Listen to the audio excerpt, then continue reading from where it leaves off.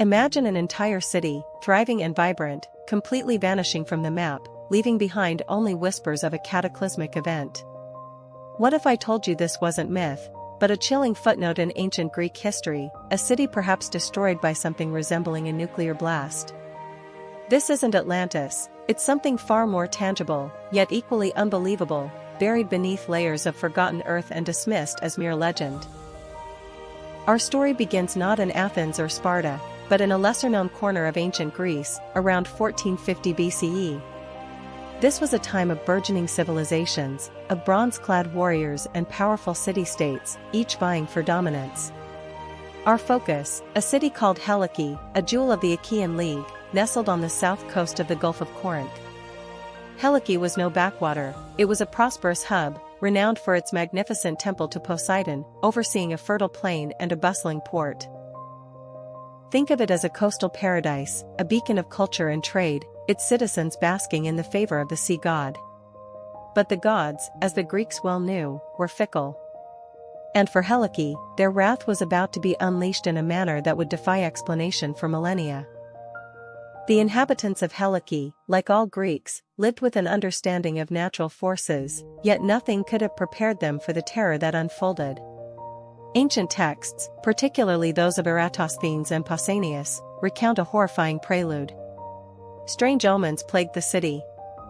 Small animals, including mice and snakes, fled the coastal areas en masse, seemingly sensing an impending doom. It was a mass exodus of the natural world, a silent scream of warning that went unheeded by the unsuspecting populace. Then came the pillar of fire. This wasn't a metaphor. Eyewitnesses from nearby Chaeronea described a colossal column of flame, rising from the earth itself, towering into the night sky. Panic must have gripped Helike as the ground began to tremble, a deep, guttural growl emanating from beneath their feet. The air grew heavy, charged with an unspoken dread. The stage was set for a catastrophe beyond human comprehension, a moment that would etch itself into the geological record and the darkest corners of ancient memory. Then, in a single, terrifying night, the earth ripped itself apart. The pillar of fire was followed by an earthquake of unimaginable intensity, so powerful it was heard hundreds of miles away. But the true horror came with the sea. As the land convulsed, a monstrous tsunami, unlike any seen before, rose from the depths. Some accounts describe it as a wall of water so immense it dwarfed the highest buildings, crashing down with the force of 1,000 hammers.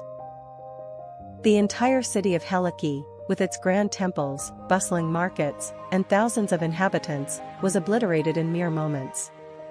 Not just damaged, but utterly consumed, submerged beneath the churning Aegean. It wasn't merely flooded, the city was swallowed. The very ground it stood upon vanished, sinking into the earth, leaving no trace above the waves. Ships sailing nearby were caught in the vortex, their crews witnessing the impossible. A thriving metropolis swallowed by the sea, its lights extinguished, its cries silenced, leaving behind only a watery void where a city once proudly stood. It was an event so sudden, so complete, that for centuries, its existence was debated, relegated to the realm of myth. For centuries, the legend of Helike persisted, a cautionary tale whispered among sailors and scholars.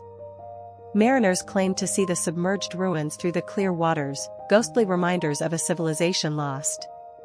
But for a long time, tangible proof eluded discovery. Then, in the late 20th century, archaeologists, particularly the Helike project team led by Dora Katsonopoula, began a systematic search. What they found, buried deep beneath accumulated sediment and ancient lagoon beds, was nothing short of astounding. They discovered not just ruins, but an entire ancient coastline, perfectly preserved, along with the remains of buildings, pottery, and artifacts. The city hadn't just been inundated, it had undergone a process called liquefaction during the earthquake, where the saturated soil temporarily loses its strength, behaving like a liquid. This allowed the city to literally sink, pulled down into the earth before the tsunami even hit, sealing it in a watery tomb.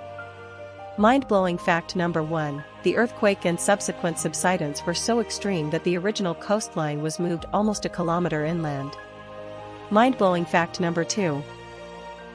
Some historians speculate that the pillar of fire could have been a phenomenon called earthquake light, a rare luminous atmospheric phenomenon reported during seismic activity, adding to the almost supernatural nature of its demise. This wasn't just a natural disaster, it was an unprecedented geological act of erasure. Helike remains an open wound in the geological tapestry of ancient Greece, a haunting testament to the raw, unforgiving power of nature. It proves that even in an age we consider primitive, civilizations faced cataclysms that could rival the most destructive forces imaginable. The city of Helike didn't just disappear, it was meticulously preserved in its watery grave, a frozen snapshot of a terrifying moment in time. Its rediscovery is a triumph of modern archaeology, reminding us that myth often holds a kernel of truth, waiting for us to uncover it. What other lost cities, what other shocking events, lie buried beneath our feet, waiting to rewrite the history we thought we knew? Join us next time as we delve deeper into the forgotten corners of our world. Don't forget to like and subscribe for more stories that will blow your mind.